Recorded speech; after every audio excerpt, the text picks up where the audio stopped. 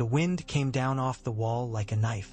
It hissed along the black ice and whistled in the arrow slits, and the ravens on the rookery posts fluffed themselves and watched with pale eyes while the night tasted of iron and old smoke. John stood upon the walkway, glove to rime-caked stone, and counted the breaths between gusts as if he could measure his choices by the rhythm of his lungs. The cold did not move him. What moved him were the lights far to the west, where the mountains drew up like the knuckles of a closed fist and vanished into cloud. Stormfire flickered there when the sky was clear, distant camp blazes, signal pyres, or else the memory of lightning nodded into cloud and snow. Some nights the lights seemed to creep along the shadowed edge of the world toward the gorge as if the mountains themselves were marching. He could feel Castle Black hollowing around him. They had burned the wooden steps. The char of that act still clung under the snow, a ghost of ash that rose in swirls when the wind found it. The scream and crash had been a kind of funeral. He had given that order himself.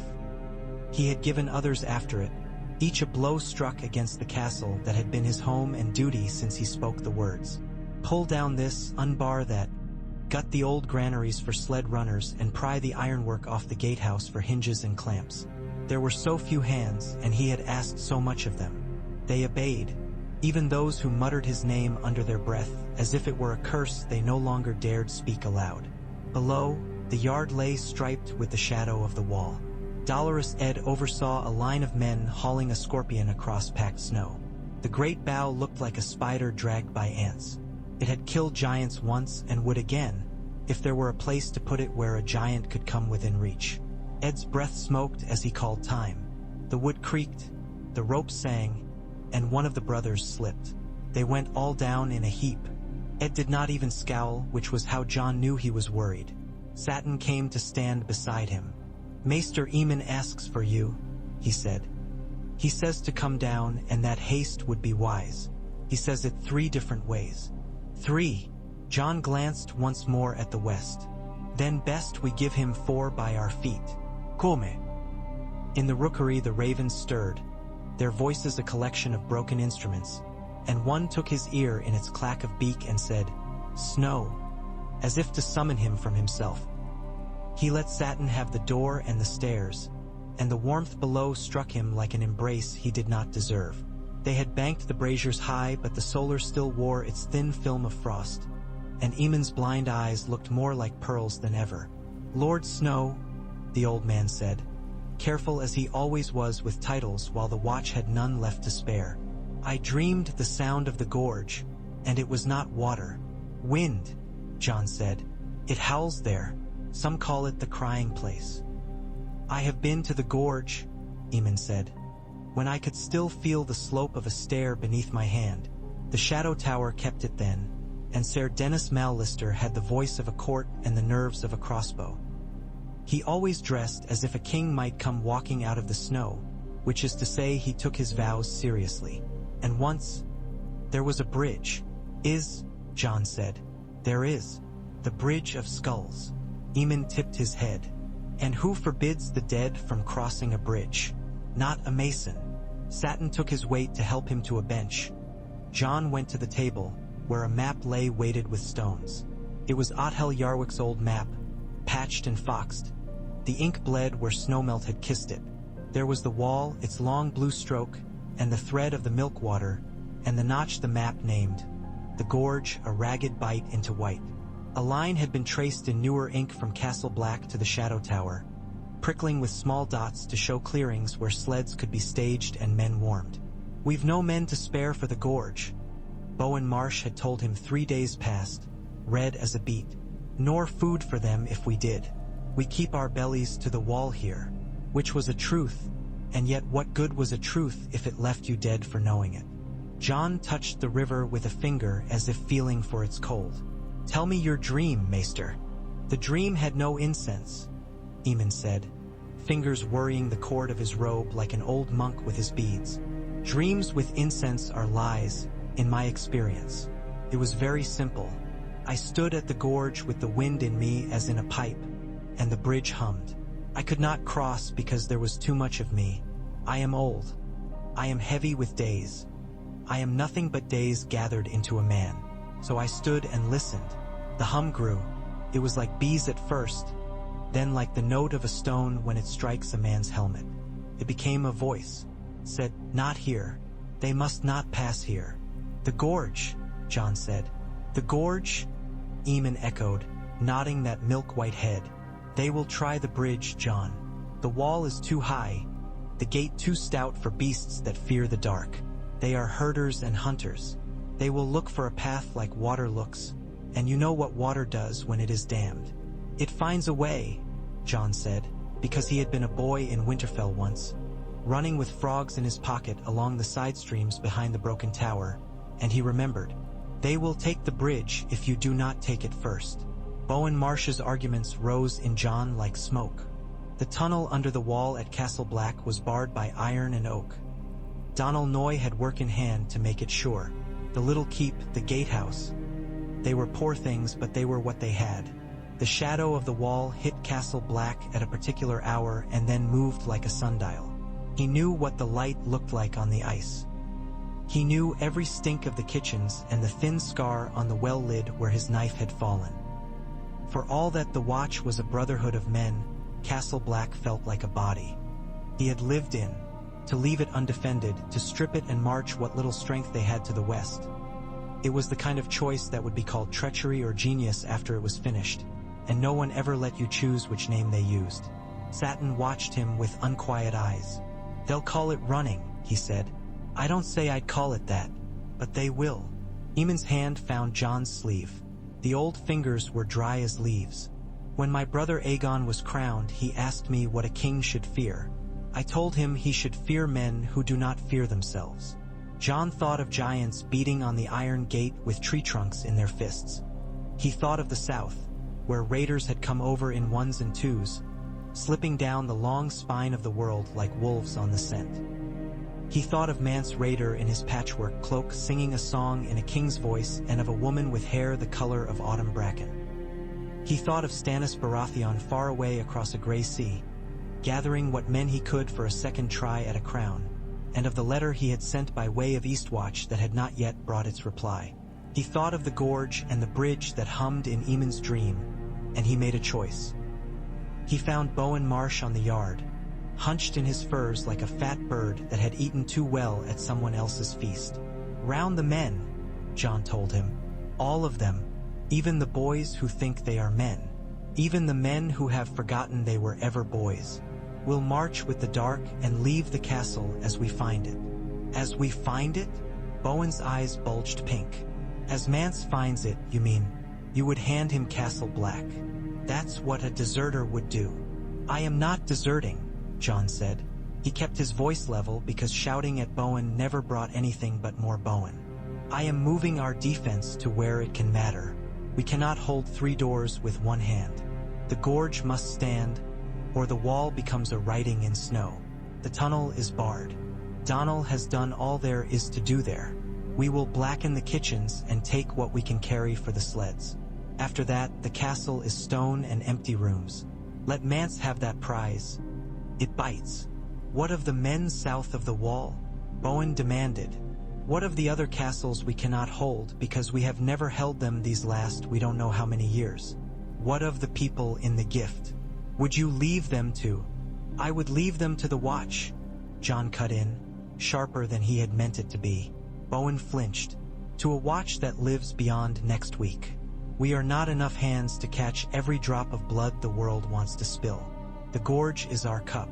We set it there, we hold it there, and we drink or we drown." Bowen's mouth worked. The fat in his face trembled. "I will not sign my name to this." "There is no paper," John said. "Only the road west." He looked past Bowen then to Donal Noy, who stood with his soot-smudged arms folded and the big hammer tattoo on one forearm at rest. "Donal, we move the scorpions at dusk. If you can make men for me out of the snow, we can move anything," Donal said. "But give us the boys with shoulders and the goats in the cold shed. The goats will complain. The boys will too. We'll have the arms wrapped and the bolts lashed down by evening. If no one drops one of those green pots under his boot." Satin blinked. "Green pots," Donal snorted. "Told you not to speak of that above a whisper." he said to John. It's not a secret, John said, though it had been a dream of one for 2 days. Secrets on the wall were like seeing your breath. They vanished the moment others looked. Maester Eamon had me send Ed and 3 to the night fort when the wind went down this morning. He remembered something long said of things left there when Targaryen kings still cared. There's a black cell under the kitchens most think is a tale, and he thought there might be stores. They found clay jars packed in sand behind a wall shored with iron. They have the guild's sigil fused into the clay. The pyromancers, Donal said. I know their mark. I was in King's Landing when the last full king dressed his guards in Wildfire and called it wisdom. We've not cracked any, John said, and will not. We'll cradle them like eggs and haul them west. They're not to be used in Castle Black. 7 bless us, no, Donal said. If one goes, they all go, and then the wall will have a new cut through the middle right where we stand. Better to ram your head in a bear's mouth and ask it to whisper. Bowen Marsh nearly choked. You would put that witch's fire on a sled? You would take it where men sleep? Where boys? I would set it under the Bridge of Skulls, John said. I would make the bridge hum the way the maester dreamed, and then make it sing. I would make it so that when Mance sends his giants across, there is no across. He was not certain where the words came from until he saw himself in his mind crouched beside the cold green jars while Ed, careful as a cat, showed him the impression in the clay where the guild's mark had been pressed and the black pitch that sealed it. Wildfire ate water. Snow would be no friend to it. You had to smother it with sand or piss on it until your kidneys ached. It broke stone when it had enough to drink, and its heat was not forgiving. Tyrion Lannister had made a bay into an oven with it. If the gods had left some of the stuff at the night fort, then perhaps they had not entirely abandoned the watch to banners made of ice and bone. Bowen shook his head. This is not the watch I joined, nor the one I wanted, John said, but it is the one I have. Will you stand in its way? Bowen swallowed. I will do my duty. The words were thick. 48 men we can put to movement. The rest must remain if anyone is to. 48 will do, John said, and did not let his relief show. We move at dusk. Donal, see to the lashings. Satin, fetch Ed from the fort and tell him to carry the GRE. End jars with his tongue between his teeth. At dusk the watchfires made the snow burn orange. They had stripped Castle Black down to what it had been before any of them. Stone, ice, a few bones under flagstones no one would name. Men went through the rooms last to stir the ashes in the hearths as if to wake ghosts. The rookery ravens set up a hellacious racket at the sound of the first runners squealing on ice as the scorpions went onto sleds. When the jars came by in their bed of sand, the birds went silent, as if the green fire could eat voices too. John walked the line as they set out. Dolorous Ed had the lead scorpion with 4 brothers. He trusted not to trip over their own hands. Ed's face was set in its usual arrangement of doom and grim courtesy. Beside him toiled Gren, and behind him came Pipar with the second sled and the black iron winch keys rattling at his belt. Donal Noy himself went with the jars because he would let no man but him be near if one should crack. Satin walked light-footed, watchful. Even Sam had insisted on coming until Eamon sent him back with a word so quiet no one but the 2 of them heard it. They took the road west. Not truly a road, not as Southrons meant the word. A strip of harder ground beaten by 1,000 feet over ages. The wall went with them, huge and pale and utterly indifferent, as if they were mites upon its sleeve. The sky lowered as they went. Once a wolf played gray shadow at the edge of the trees until Ed clapped his mitten and told it solemnly that if it ate them all, it would have to write letters to their mothers. Turned and vanished without a sound. They came to the night fort before full dark and passed it like a mouth in the wall, black hole in white face. The place had always made John uneasy. Now the unease had a color to it. The jars had come from there and smelled like old secrets. A raven flapped out from a crack in the ice and skimmed above them with harsh strokes until it lost interest and went. And John felt as if a hand had lifted from his neck. They reached a clearing the maps named Crone's Rest in the dead middle of the night, when cold felt like a second skin. Their men ate crusts and drank beer gone to slush and slept an hour with heads tucked into hoods like birds. Then they went on. When dawn came, it was more gray than light. They saw the first of the Shadow Tower scouts late in the day after, ghosts in lime-washed cloaks who came out of the trees, wrote their names in the air with their breath, and stood aside. One went with them. His teeth were very white against his chapped lips when he smiled at John. "Ser Dennis will say he told you so," he said. "Ser Dennis says that at least twice before breakfast on the best of days." "Does he?" John said. He almost smiled. At dusk, a black, square finger rose from the land ahead, rough stone shouldering up into the wind. The Shadow Tower was less tower than cliff with walls. It was old where Castle Black was tired and looked as if it had been born there, and the wall had grown up to meet it. Fires pricked its crown. The gorge lay somewhere beyond. Ser Dennis Mallister came out to meet them with 12 men and a courtesy so dry it could have been tinder. He was long and very straight in his back and wore a cloak with neat repairs that proclaimed, more loudly than any embroidery, what the watch was. "Lord Snow," he said, "you look as if you have brought the winter with you." "I have something more troublesome," John said. "So I see." Ser Dennis did not hide that his eye had taken the scorpions and the sled with the sand-cradle jars. "I was told to expect, spare brothers. You bring artillery and sorcery. We will do what the gods and my masons permit to see it at work." They put the men to beds and the sleds in a vaulted shed so cold the breath of the men at the door drifted within like smoke. Donal Noy went to the jars again to check the seals. John went with Ser Dennis up onto the west curtain, and there the gorge lay under his hands. It did not howl. It sang. The wind came up it in one long stroke like a bow drawn across a catgut. The walls of the gorge were stone scoured to terror, scored with the stubborn marks of ice chisels and time. Far below, the river that had made it hissed black in green light, and stretched from the south bank to the north like an old sword laid edge up on a bed was the Bridge of Skulls. It had the wrong name. It was not anything like a skull. It was all edges and narrowness. Cunning stone balanced over a gulf that made John's stomach go weightless the moment he let his eyes measure it. The ice on its top was like frost on a blade. One man could hold it against 10 if his legs did not tremble. 2 men could hold it shoulder to shoulder and be legends. If giants went across, the bridge would break under them. Only a fool would send giants across first. "Do you see?" Ser Dennis asked, voice pitched to the wind as one who had learned to speak to it and be heard. "I have said for 2 winters that the gorge would be the place. I have said so to men who have died and to ones whose names I did not bother to learn. I will say it to my pyre if I must. I take it you are too young to put much stock in a dream. Yet here you are, Lord Snow." "Eamon dreamed a hum," John said. He was right. Maester Eamon has almost never been wrong in any matter of men. His failures lie with kings. John gripped the parapet until ice bit into his glove and his palm prickled with its sting. "We'll anchor 3 scorpions here and here," he said, pointing to the emplacement towers that Ser Dennis masons had raised when the watch had still believed in preparedness. "And 1 on that shoulder of rock if we can clear it. The jars go under the bridge. We'll have to set them from the north bank, not the south." Ser Dennis cast him a look. "If something goes awry, I'd rather not have the Shadow Tower jump into a green oven," John said.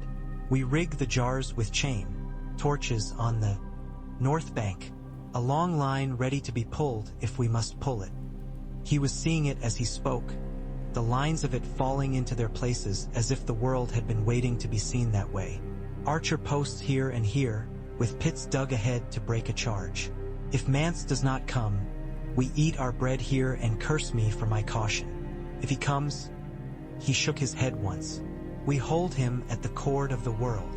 Ser Dennis inclined his head. You speak more harshly than your father.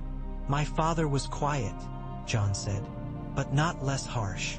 Ah, Ser Dennis said, understanding something without making John say it aloud. Very well. I have 2 masons who still have all their fingers. We will need rope enough to bind a kraken. We will need sand. We will need men with more nerves than sense. You will have what we brought, and I will borrow what you cannot spare, John said, and felt weirdly light.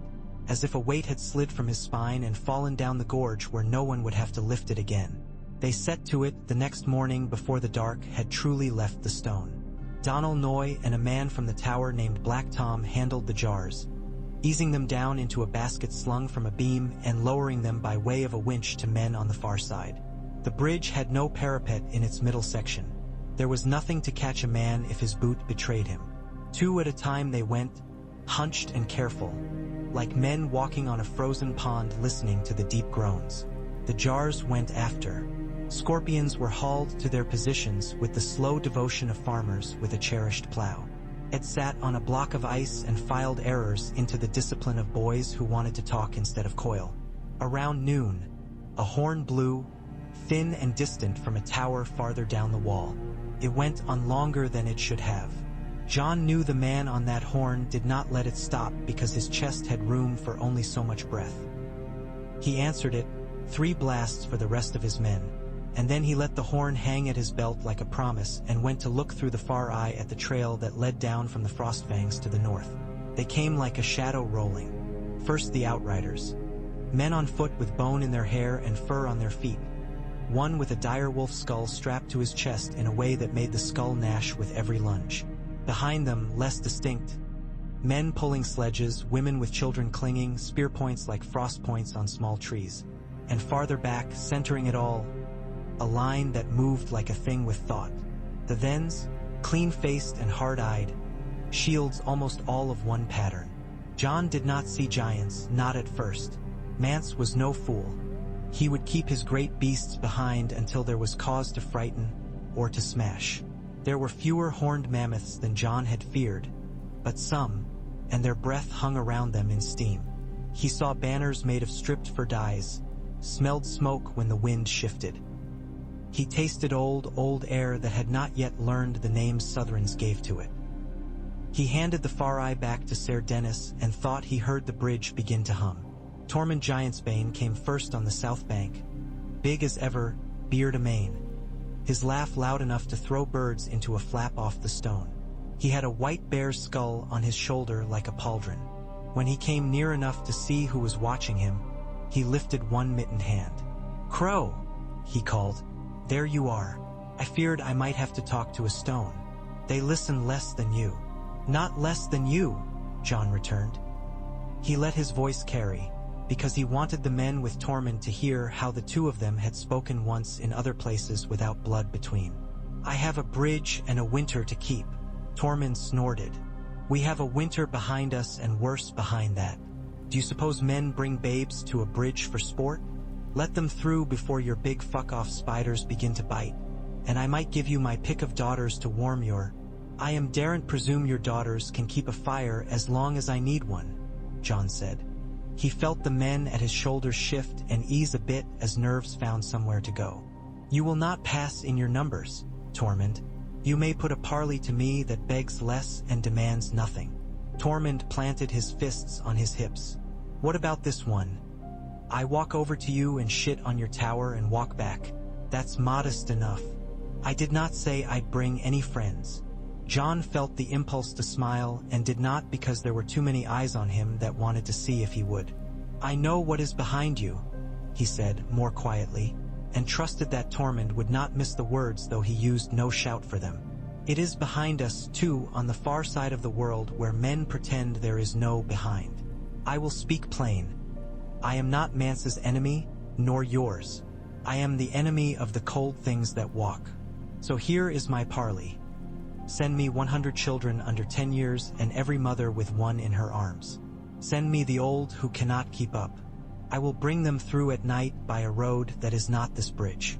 The rest of you may either return to the deep woods and we will turn our heads until the wind changes, or you may try this bridge and learn why it has the name it does." A murmur like the rattle of a snake slid through the men on the far bank. A few called him coward. More were silent.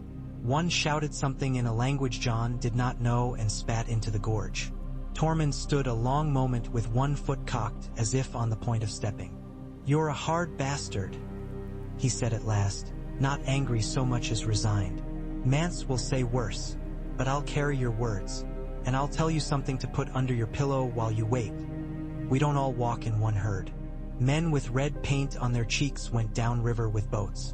There will be crows flying from dark roofs before this day is done, whether or not we make a bridge of your bones." He wagged his beard. "Don't say I never gave you a gift." Then he turned and went, his laugh rolling away behind him like a dropped cask. The bridge vibrated as the wind pressed along it. John's men began returning to the arrangements they had held while the talk went on. Checking bowstrings, shifting feet to make warmth, pointing at nothing in particular to keep their courage upright. "He meant Castle Black," Sir Dennis said at his elbow low. "Or villages in the gift." "Both," John said. He had known, and he had known that he knew the moment he told Bowen Marsh they were leaving. "We cannot be in two places." "The gods can," Sir Dennis said dryly. "They somehow rarely choose to be." The first test came at dusk. They came with shields as tall as men, built of plank and hide, held close as the frost would allow. Not giants, 10 wide in a line, and 20 deep, the front men leaning into the shield wall as it crept out onto the bridge like a tide with a memory. Behind that wall he glimpsed faces, eyes narrowed against the cold and the fear of falling at their heels, knuckles white on the wood. Farther back bodies crowded, jostling to push them forward. Someone began to beat a rhythm on a drum. It was a brave, foolish sound. "Loose when they're a third across," John said, though he had already told them so thrice. Again at halfway, "Hold the third flight for when you think your grandmother would loose it. The scorpions wait until someone shows you something to kill." Ed's bow sang. Then 100 more. The lines staggered so as not to steal each other's wind. The first shafts rattled across the shields and skipped into air. Some stuck. The second went deeper, a few finding the odd bit of man where two boards didn't talk. A woman cried out. Men muttered and pushed. The wall moved. The third flight was murder, heavy shafts tipped to punch through thick cloth. 3 men went down and took half a dozen with them. A gap yawned. Fear wobbled it open. A scorpion thumped, and a bolt flew slow and heavy and took a whole slice out of the front rank as if a butcher had passed his cleaver across a haunch. Men screamed, high and meaningless. They were brave. They were not enough. John watched the line creep and listened for the humming to change. He stood very still in his bones. He thought of Eamon's fingers on his sleeve. He thought always of the jar's green mouths under the bridge, of the way Donald had said whisper, as if the very word could set the seals to sweating. The wind cut his face again and he smiled into it because he had no other choice. When the front of the wall reached halfway along, he lifted his hand and clenched it. The prepared jars along the north bank had their wax plugs pulled all in a row. Ed lit his torch with a hand that did not shake. He would later insist to anyone who lied and said it had, and touched it to the tarred cord. Fire ran along the black rope like a thought, moving more slowly than terror, more swiftly than courage. It went down into the gorge, wildflower pale at the edges of the flame, and then it vanished under stone. There was a breath during which everything was as it had been. The hum, the drum, the steady drum of feet on stone where no feet should have been. Donald later described a small popping sound like a cork. That was the last gentle thing the fire did. Green light bellowed out of the gap between 2 of the bridge's fieldstones. It blew back on the men on the bridge, caught their hair, made jewels of their eyes. Water hissed, laughed, fled. The green light roared up the scaffolding of the world, and the bridge was suddenly not a bridge but a bell being struck, and struck, and struck, until the tone had no place in the air left to live. Stone buckled. The chain undergirding the pots snapped and whipped. Men went running because it was the only thing to do when your body no longer believed a place existed where you had just been standing. The scorpion bolts flashed along the green like meteors. Shields turned to lamps. Men turned to shadows. Shadows turned to nothing at all. The bridge of skulls broke at its middle with a sound like a hill learning it had legs. One half rose a hand's height and then fell, shearing clean away. For an instant it looked as if someone had sliced a loaf, and then the slice slid. Men still running down the slope on the far side ran on into the air and flailed like birds. The ones behind piled onto those in front, jammed, and were shaken loose like fat from a hot pan as stone sheared from stone, and the whole thing peeled away like bark from a wound. The gorge opened its mouth and swallowed, and green fire did the thing it did best. It remembered every time it had been too little and made it right. When it was finished, the song of the wind changed. It became, for a little while, almost a hush, as if it were listening. Then it found its new throat and sang again. John lowered his hand. No one cheered. There was a sound near him like a sob, but it might have been the wind going on its knees to get under a stone. Men on the far bank were running now, some toward them because men ran at what had just killed their friends, and some away because men ran away from that, too. One of the mammoths reared at the stink and trumpeted. Another went down on its knees as if in prayer and refused to move, shaking. The thens drew back in good order under their shields like experienced soldiers who knew that a washing wave did not end the sea. Among the chaos he saw a flicker of red hair. She had her bow unstrung and her mouth open. There was blood on her cheek that wasn't hers. She stood very still in a posture that made him think of hunger and of being 13 and angry at the world for no reason but that it was not smaller. Ed came to him. Smoke on his beard and a smudge of green burned into one sleeve where a fleck had fallen. He held it away from his body as if it were its own man. "Well," he said mildly, "that will make a fine song if anyone lives long enough to sing it." Donal Noy sat down on the edge of a block and breathed through his mouth like a man who had run a long time. He put a hand on his belly as if to reassure it that it did not need to argue with him just now. "It takes," he said to no one in particular, "and it gives. Remember that when you think yourself a clever boy." Sir Dennis nodded once, gentleman to gentleman. "Held," he said, "for today.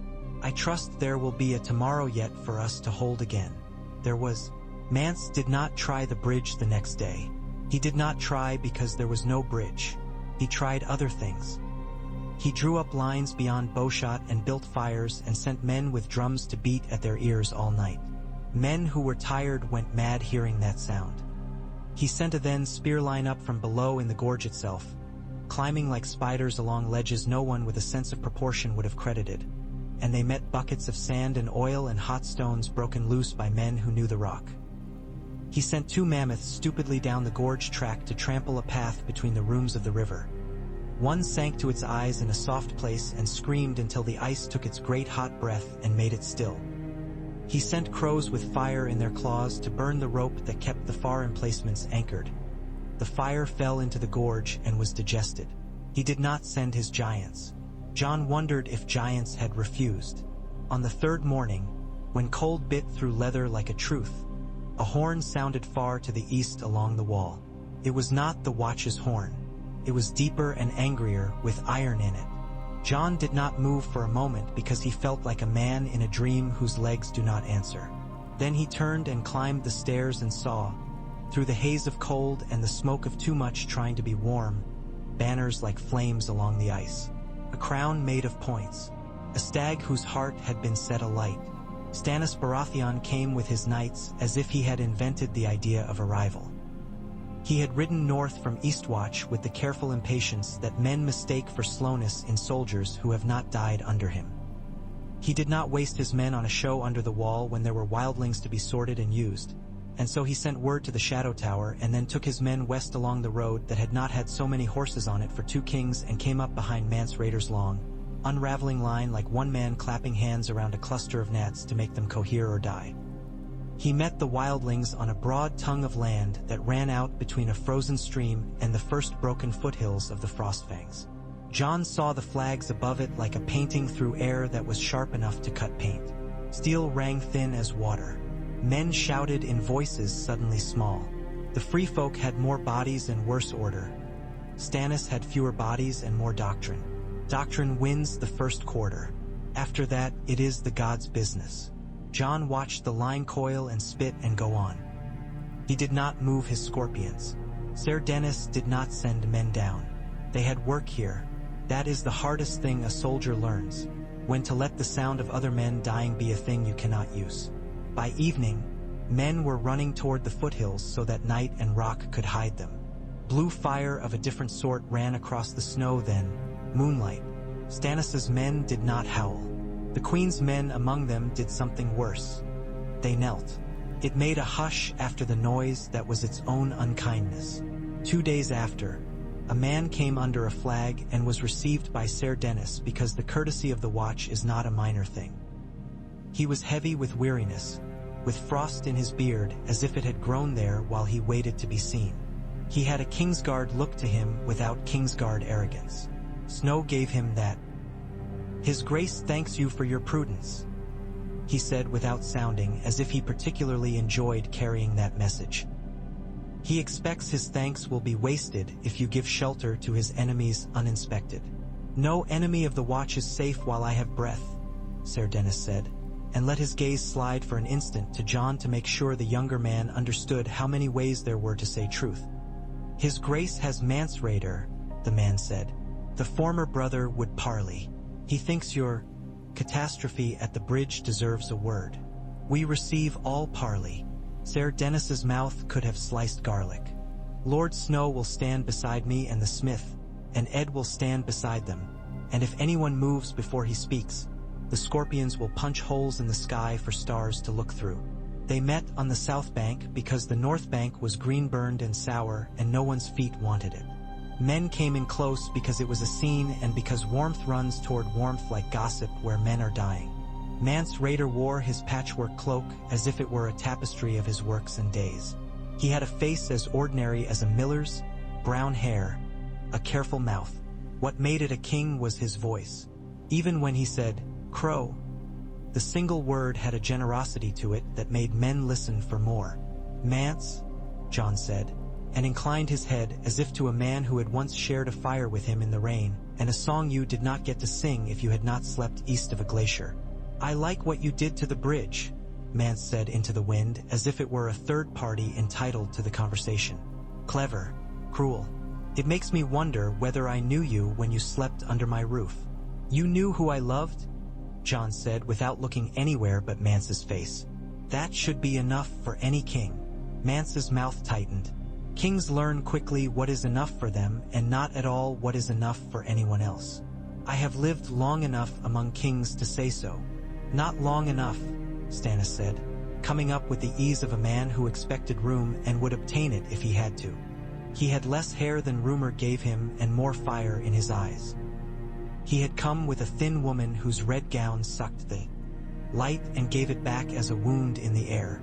Men did not want to look at her because she put warmth in places that made them ashamed. Mance bowed his head a fraction to Stannis. It was not disrespect. It was less than courtesy. "I can pay for my crossing with withers and thanes," he said.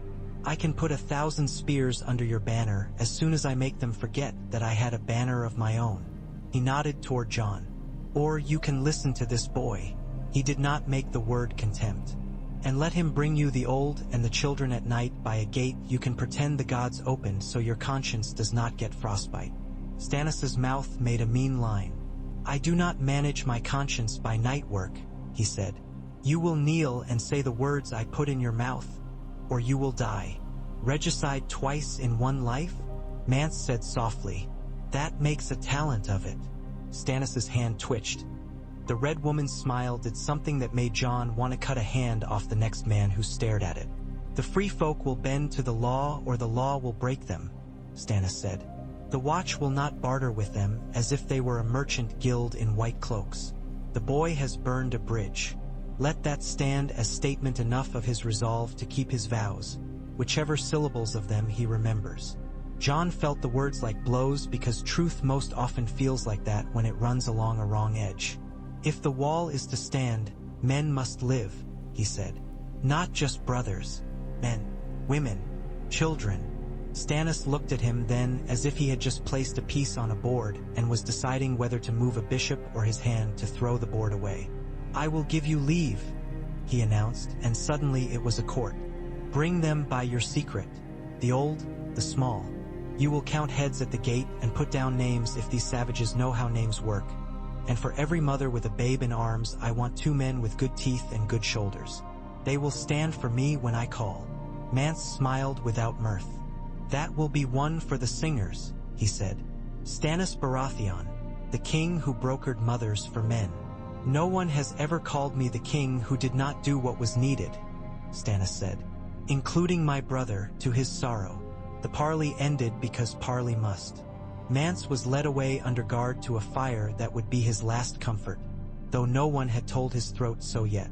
Men began to move again in purposeful lines. The watch toward the gorge with ropes and brandons. Wildlings toward the dark like a wave that had decided upon a shore. The queen's men toward Stannis's encampment with that priestess in their midst like a red coal carried on a shovel. That was the work-fierce night. Jon walked the path under the Nightfort's weirwood with Satin at his side and Ed at his back. And he spoke to a face in a knotted trunk that had once been carved to kindness and had learned fear. He said words. They were small. The wood yawned and became a mouth, and the gate under the world hummed like the bridge had hummed. And then it weighed him and found him either too light or too heavy and opened anyway because it had been cut to open for men who had sworn and meant it. They brought through the first 8 children and 2 bent old men, and then 16, and then more and more, while the air above bellowed with nighthawks and the ravens said random things as if the world needed that to keep from cracking. He did not count how many came through. He counted how many fell by the way, and he put his hand on each cold cheek because he did not know what else to do with his hands. By dawn he had green under his nails from where he had touched stone that remembered Wildfire, and he had blood in the lines of his palms from where someone had clutched him too hard and hung there, and then let go because there was nothing left to hang from. He slept an hour in the straw by the Shadow Tower's kitchens and woke with the smell of oats in his hair. Satin was there, thin as ever, stirring a pot he had stirred too long because stirring was movement and movement meant not thinking. "We saved 5 dozen by my count," he said without looking up. "Gilly among them. The babe isn't her babe anymore. I didn't know you could have a baby by a gate." "You can have everything by a gate," Jon said. "Either the thing or its cost." Satin set the spoon aside and wiped his eyes with the back of his hand like a boy though he was not. "You didn't have to stand with every one of them." "Yes," Jon said. "I did." By noon the watch had eaten hot oats and gone back to their posts with hearts that felt like bruises and hands that felt like stones. The day had gone thin and pale. Stannis's men marched. The wildling encampments shrank like leather near a fire. The rest of the jars slept under the cut stone of the bridge's remains and waited for no particular thing because they were made not to wait but to be called when called. Bowen Marsh came in from the east that afternoon with 3 men and a face like a turnip that had survived boiling. He had not gone to the gorge with them. He had stayed at Castle Black because he had said he would, and because someone must, and because a man sometimes chooses a dying for spite. Jon saw him dismount with his jaw set and knew what had happened before Bowen unconvinced himself and came close. "They took the halls," Bowen said without preface. "Not at once. Not boldly. Not with banners. One night we smelled smoke not ours and PYP went to look and didn't come back. In the morning there were handprints on the ash where someone had climbed our walls. Men small as cats but with big fingers. The kitchens were gone by noon. We held the well house until dark. We did not lose the tunnel. Donnell's bars held. If you care for a list, I brought one. If you care to say, I told you so, I brought ears." Jon felt a quiet inside his ribs that had nothing to do with peace. It was the quiet of a thing that is done. "How man? Why dead?" he asked. Bowen gave the number. It meant nothing alone. It meant everything when he said the names, and Ed closed his eyes the way a man does to press the tears back where they came from. Donnell Noy did not speak while Bowen spoke. When Bowen reached the part where Donnell's hammer had killed a man and Donnell had given the hammer a drink and killed another, Jon thought of the green jars and the way light had come out of stone like breath from a man in pain. "I will see the place when I can," Jon said when Bowen was done. "It is only stone." "The men weren't," Bowen said. His eyes were little. "A lord who leaves men to die at his old house while he brings strange fire to his new one is a harsh lord." "I am no lord," Jon said. He discovered he was tired of saying it, almost as tired as he was of having it be true. "I did not leave them to die. I left them a place to hold and a chance to send some of us where the wall could be held next. We have not finished holding." Bowen drew breath, held it, let it out. "You will be Lord Commander by this time next week," he said abruptly, bleakly. "They will see the green hole you made and think it's a crown. I hope you wear it like a man with a bruise wears his shirt. It was not next week. It was sooner. When Stannis had eaten the supper he had brought with him in a tent that did not shake in the wind, and had made a speech to men who wanted to hear one because he was alive and they were alive too, he sent for Jon. Men with hotter blood might have knelt. Jon put his hand to the pommel of Longclaw and stood. The king took his measure as he would weigh a man's anchor, by sound and by heft. They want you, he said, these crows. Half because they have eyes and half because men are accustomed to want what they see someone else look at. I did not ask them, Jon said. That is the best asking, Stannis said. You will take it because the watch has not had a mind in it for too long. You will take my grain and my swords and my justice. You will hold the wall for me and for the realm. I will give you, he squinted and then smiled without warmth, what you have always secretly wanted. I have wanted many things, Jon said. He felt the shape of them in him. Winterfell, a father's name, a woman's hand, a child who learned his face better than his shadows. I will give you leave to not be loved, Stannis said. The only men I have met who can do useful work don't need love as payment. Jon's laugh surprised him by coming out quietly, almost warm. If the realm is to be held, he said, then I will need men. I will need food. I will need to do things that will make me be called names that are stones thrown with mouths. I will have to say no to men who want me to say yes just to hear it. I will do that, and I will take your grain. I will take your justice when it is just. I will take your swords, but I will not take your queen's fire. Stannis's jaw made the movement men learned instead of punching. You will take what victory requires. I will not burn men unless the cold steals their souls and the weirwoods say we must, Jon said. He did not look at the Red Woman because his eyes did not belong to her. He looked at Stannis because a man ought look at the one to whom he says his piece. I have seen green fire. I have used it. I will not use red for the sake of seeing the sky a different color. Stannis made a sound like a nail being driven into a board. You have your stubborn. We will see if it is worth what men think stubborn is worth. His mouth softened a hair. You will be Lord Commander. Make no mistake, that means I will be watching you do it. Ser Dennis stood at Jon's shoulder as if they had agreed, formally, to grow old arguing with one another. He inclined his head the way he had to Jon when the bridge fell. When you are elected, he said, you may thank me for saying that if you are not, we will exhibit our stupidity for men who cannot afford stupidity. The election had fewer banners than a king's feast and more knives under sleeves. Bowen spoke and spoke well. Janos Slint's name was dropped into the room like someone tossing a dead rat into a pot and asking if anyone wanted a bite.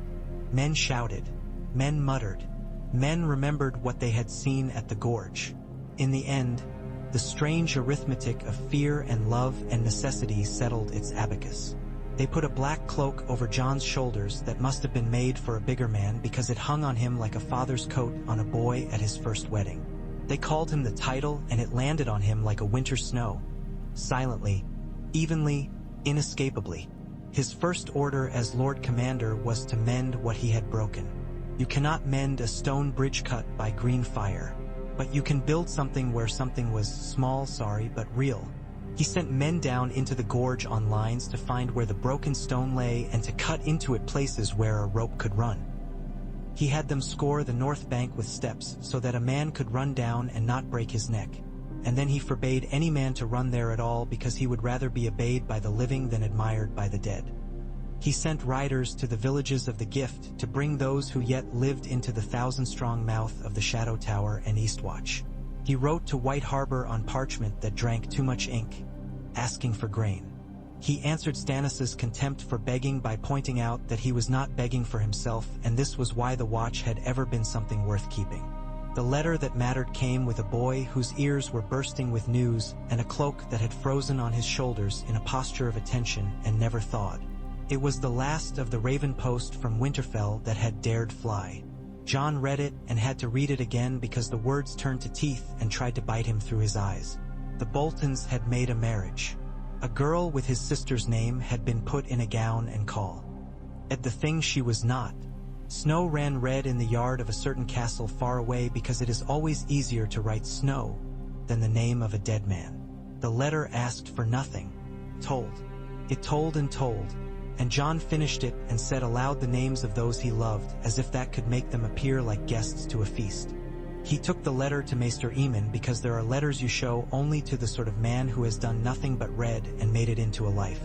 Eamon read it with his fingers and with the way words fall on a room after they have been read and lose names. He said, "There is always a wolf at a door," and then, after a while, "and you cannot leave your gatehouse to go and bark at it." "No," John said. He went to the top of the shadow tower where the wind had learned the bends of stone like a lover, and stood with his cloak in a manner the songs called noble, and the men who had to stand like that called simply cold.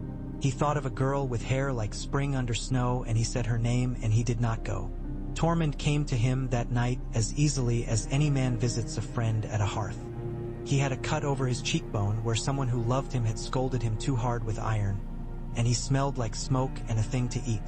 "We did not break your bridge," he said in lieu of greeting. "We broke our noses on it. You'll find that your weeping papers from white lady towns will weep louder now. That's fair. That's what bridges are for. To make one man's good road another man's broken ankle. Now, what will you do with me and mine?" "We will find places for you," John said. "Men who will not give an oath to Stannis will swear to the watch. Men who will not swear to the watch will sweat for a loaf and call it even. If there are those who will do neither, I will finish what we began at the Gorge." He looked at Tormund, and he looked at him as a man who had slept with him under a skin in a rain and had listened to the way he snored. "There is more. I am going to ask a thing I have no right to ask. I need men who have wives and sons to stand on the wall. I need men who know what it is to lose a thing that has a name." Tormund scratched his beard and made a sound as if something under it had offended him by hiding. "You'll have them," he said finally. "More than you want, less than you need. That's the number for anything that matters." They set the work going. The bridge became, in song and in rumor, a piece of magic. Men said John had spoken a word to it and it had learned what it wanted. Men said the wall had been tired of holding and had spat out a bit to make sure everyone understood it was still awake. Men said a red woman had bled in the snow and the bridge had blushed. That last one was not true. The green had the color of old memory, and the red woman had no blood to spare. There were knives in dark places. Dolorous Ed found one in a blanket, as if it had been left there like a sweet with a sting. He took it up with 2 fingers and carried it to John like a man who had found a rat he was not convinced was dead. "One of the brothers has tried to teach us something," he said. "What? I'm not sure, but the lesson is sharp." John held the blade and felt the way its weight wanted to pull his hand down out of honesty. He thought of Bowen Marsh, of Janos Slint, of every man who had lost a friend warming his hands over green fire and had to make sense of it. There are men who cannot forgive you for saving their lives because it means they owe you a life they did not give. He put the knife in a place where it would not find a back without asking. Mance Rayder died. He died well. He did not beg. The red woman made symmetry of it, which is another way to say she made a show. John watched because he did not want to be the sort of man who sends men to do things he will not watch. He stood after and smelled burned hair and asked himself again the question he had already answered. He answered it the same. The wild things stirred. The white things stirred too. A man called Hareth swore he'd seen blue eyes looking out of a stand of pines west of the gorge, and had not thought it wise to test whether they were the eyes of a deer. Men found bodies, light as sticks winter-dried, set standing against trees as if someone had been arranging a lesson and had not finished the chalk word above it. On a still dawn 4 days after Mance died, the ice on the far wall of the gorge had a bloom upon it like hoarfrost in a pattern a man with more learning and more patience would have called letters. Ed looked at it and said he didn't care what it spelled because if he learned to read it he'd have to answer. John had the ice broken where it was thinnest with picks and then had the pieces carried and thrown off the tower, as if destroying the letters would undo what had seen fit to write them. When the first dead man came walking out of the trees on the north bank with his hair moving in the wind in separate strands that had their own notions, John looked at him and thought, "We are done with politics for some hours." The thing had a cut across its throat that would have bled a river in any man he had ever known. It held a spear that had been a branch not long ago and made a sound like frost breaking around a sapling. The men on the wall above it put 3 arrows into it, and it paused and put its hand to one as if puzzling over this new decoration. It moved forward again. John lifted his hand and pointed, and the third scorpion that had never yet found a use thumped, and the bolt took the thing high in the chest and pinned it to a tree. It did not care much for the insult. It screamed then, not because it had pain but because screaming was a thing men knew, and the tree moved like a woman who had just learned she was holding a baby that was a snake. John sent men with axes. They went with torches too. The thing fell when the torch found it. It burned with a light that was not the green of wildfire, and it answered more honestly than any living man ever had. It told you what heat and ash could do. After, John stood looking at the place where it had been. He listened to the wind. It had more words in it now. Men came to him with messages and with pieces of themselves, and he took them and told them to wait. He spoke with Eamon and with Ser Dennis. He wrote to Stannis and did not ask. He told. He wrote to White Harbor and did ask, and hoped that the way he asked would not make them refuse only because he had had to ask. Night came and came again. The green stain on the stones where the bridge had been was dull now. Snow had covered it and then melted and covered it again until it looked like any old scar. He found himself one dawn sitting on the parapet with his boots braced against a lip of ice and his hands warming around a cup. The cup had been a gift from Torment. It had a dent in it where someone had used it to hammer a tent stake. John held it and thought of a woman with bracken hair and bread in her lap and a voice that had been a road when he had none. He thought of a man with a hammer who had once made a king's sword and who had learned to make a boy's choice at a gate. He thought of a bridge that had hummed like a bee and then had sung like a cathedral to a god that had been stone all along. Satin found him, settled, made his face attentive because it was in his nature to be so. "Sir," he said, as if the word were not wrong but only a little ill-fitting. "There's a man here from Mole's Town. He says the dead are walking in his wife's mouth when she sleeps. He says he can see the frost on her tongue, and when she speaks, there is rhyme to it." "We will send men," John said, "and men who know what to do when rhyme begins in a dead place." "He also says he has potatoes he can trade for salt," Satin said. "Then we will send salt," John returned, and smiled a little because that was what life asked in the very teeth of things that did not care for it. And so the days fell into that rhythm men use to pretend that the world is not ending slowly as they labor. They mended rope. They checked the jars that were left and told themselves they would never again whisper to them unless whispering was all that was left to do. They sent boys and women and the old through a gate that had a face that was kinder than any man's had been for a week. They took oaths. They gave bread. They killed in ones and twos and once in a while in tens. They sent arrows that made a different sound when they went through flesh that had learned new lessons. In the hall of the Shadow Tower where men ate with their shoulders hunched under the expectation of snow, Bowen Marsh came at last and laid his stick on the table and looked at John and said his piece. "You will die here," he said, without malice, as if he were reporting weather. "Perhaps not now. Perhaps not until you have built yourself a memory that will make men cry because they want more of it. But you have made enemies in the places a man makes them who does what you've done. They will come to you with knives under compliments, and they will do their work because that is the work the world always has for itself." John drank and set his cup down. The dent Tormund had put in it made it sit a little crooked, and he set his finger on it to level it. "Then let them," he said. "I am not a king. I am not a prince. I am not my father's son in any way that will keep me from the knife of a man who cannot forgive the way I have done what I had to do. But I am the Watch's man and the walls. I will die of that if I die." Bowen nodded. "I had hoped you would say something less reasonable. I could have hated that. As it is, I will have to wait until a day when my feet are cold and turn my hatred out of my boots as something grown moldy and useless." It chuckled at that without finding it funny. "I've never seen mold and hatred in the same boot," he observed. "But this is a season of firsts." They rose when the horn sounded, because a horn always means the same thing even when it means something else. The men went to the parapets. The Gorge sang its winter song. The far trees moved of their own will and of the winds.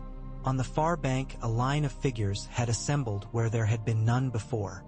They stood very still. Their hair moved each in its own mind. Their eyes were wrong. John stood with Longclaw in his hands and felt the weight of it like truth.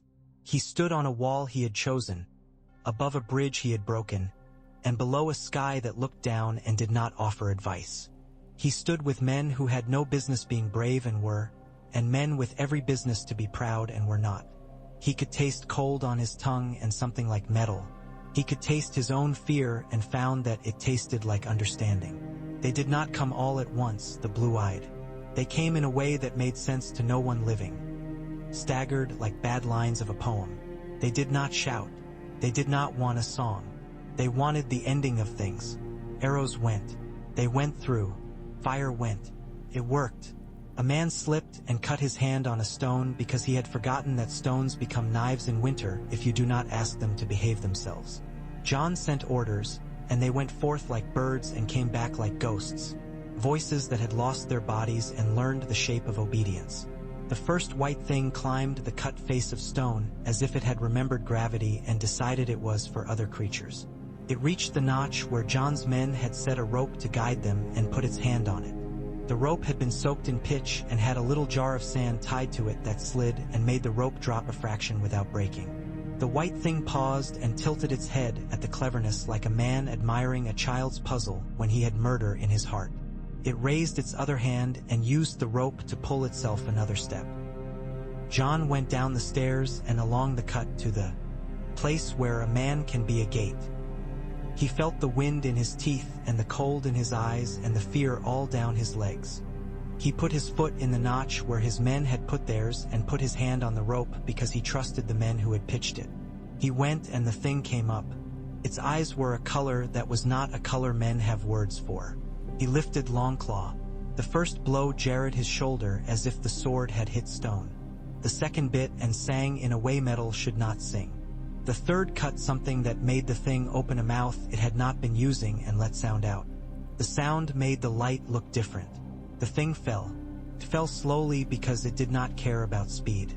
It broke like a promise. The men above him cheered, not because one thing less walked but because men cheer when they act as if the world is not ending. He came back up because you cannot hold a notch for long with only your arms and your will, and he did not know if he had more of either than any other man. He gave Longclaw to Donal Noy to look at because Donal had made a life out of looking at things that must hold. Donal took the blade and ran his thumb along the flat and nodded. "It will do until someone makes a better one," he said, "which no one is likely to do soon." Night fell. They slept in shifts like men in a sickbed. The day after they killed 10. The day after that, 3. The day after, none, but there were tracks, and places where frost lay too thick in a hollowness and would not lift when the sun asked it to. They held the wall and its wound. They held the gorge and its song. They sent more children through the gate and brought men back from insanity by giving them weeds to pull in a yard where someone meant to eat something green in a year if the world consented. Once, deep in that winter that had come early while the world was still asking for fall's permission to dress itself properly, John climbed the stone above the place where the bridge had been. He sat with his legs over the edge and his cloak snapped behind him like an old flag. The wind roared up and said things in a language he knew only in the mouth of a man with blue eyes, and he answered it with silence because sometimes that is the only language that is not a lie. Far below, the river moved, stiff in its skin. There was a lip of stone blackened and glazed where the green had eaten and left a gloss like a promise you swear again every morning. He put his palm to it and felt nothing because his glove was thick and because stone does not remember your hand when winter is studying it. Satin came and stood without looking at him lest he make him into a statue by his gaze. The men from Molestown made their potatoes into a soup, he reported, shivering and made not too simply by the act of speaking like a hearth does by burning. "It tastes like someone washed a rock and then ate the water. That will keep them alive," John said. "I told them as much. They did not thank me." "You like your praise cooked and salted," John said, and that made Satin smile because it was the sort of thing a man says who intends to stay living near you however the wind blows. They stood like that a while. Then Satin asked, in a voice small as the point of a knife used to pick a splinter from a tough finger. "Do you ever wish you had not broken that bridge?" John considered. He thought of the men who had run and become air. He thought of Ygritte's hair blowing on the far bank like a flag no one had planted. He thought of the 10 he had killed and the 3, and how he had not gone south to bark at the wolf that had put a girl in a dress. He thought of a king who did not need to be loved and a maester who had dreamed a hum. He thought of a red woman with a mouth like a knife's reflection. He thought of all of it and of none of it, because sometimes the thing before you is the only thing true enough to entertain your thinking. "I wish the world were not a thing that needs breaking," he said at last. "But I do not wish the bridge back." Satin nodded. The gorge sang. Somewhere on the far bank something tried writing in the frost again, and a man with an axe walked over and knocked the letters out of the world before they could make a word. They went down to the hall where men were eating something that would be the story of this winter if any of them were left to tell stories. Thin broth, noisy gulping, laughter when you did not think you had any left. Tormund told a joke too filthy for the air, and Ed topped it with one about a bear who had lost interest in fish. Bowen Marsh listened with his eyes and hated them moderately, which was the sort of hatred that keeps a man among men when all other kinds send him into the snow to die. By and by there were more letters. Some had seals and some had tear marks for seals. Stannis sent one asking for men to go with him into the north to take something that had once been a castle from men who had once been brothers. White Harbor sent another with a promise that smelled like fish and hope. Someone sent a locket that had been found on a man with dark hair and a look that made him look more alive than he had been. It had a child's hair in it. Such were the days. The winter deepened and the gorge froze along its edges and sang higher. The scorpions slept with their strings slack and their arms tied with cord so they wouldn't twitch in dreams. The green jars slept, and John counted them by touching each lid with the back of his gloved hand and swearing he would speak to it only if the wind had taken every other thought away. And once, to his surprise, he found himself laughing at something Ser Dennis said about kings. Ser Dennis, who had become more than a man, almost a pillar of weather, something that persists while clouds go and men with crowns spend themselves. When the sun came back a little, a rumor came with it. Men had seen blue things vanish into mist farther west than west. Men had found a place where a of trees had been felled with their tops all pointing one direction like brave men told to look at something behind them and never to turn back. Someone had put bones on those tree trunks in a pattern only a child could enjoy, and the child was dead. There were songs about that, too, because men will sing about anything if the alternative is to lie on your back and listen to what lives under the ice. John did not hear a bird for a week. Then he heard one raven with a cracked croak. Said snow, and went and said it again somewhere else. The sky had that light it gets in a cold country when it wants to make your heart remember that light still exists beyond heat. He went up on the parapet, and the place smelled like men, sweat and grease and old leather. He stood and watched the stripe of shadow move away from the wall across the snow like a thought that grows up and then dissolves.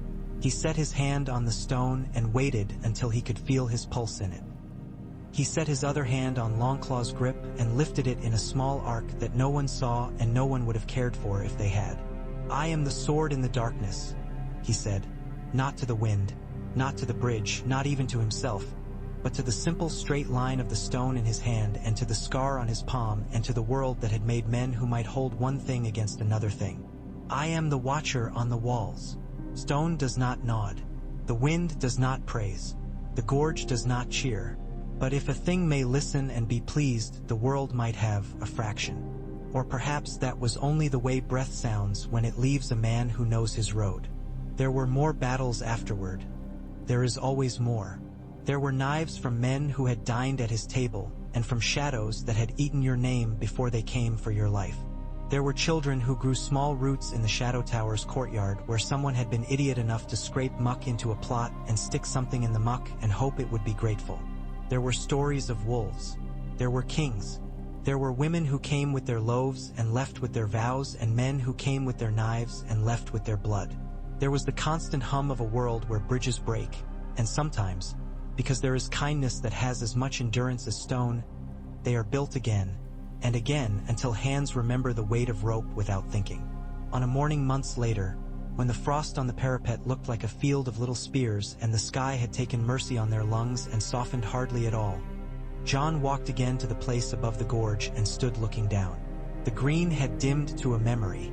The two halves of the bridge of skulls sloped like shoulders, and snow had filled the gap where fire had eaten.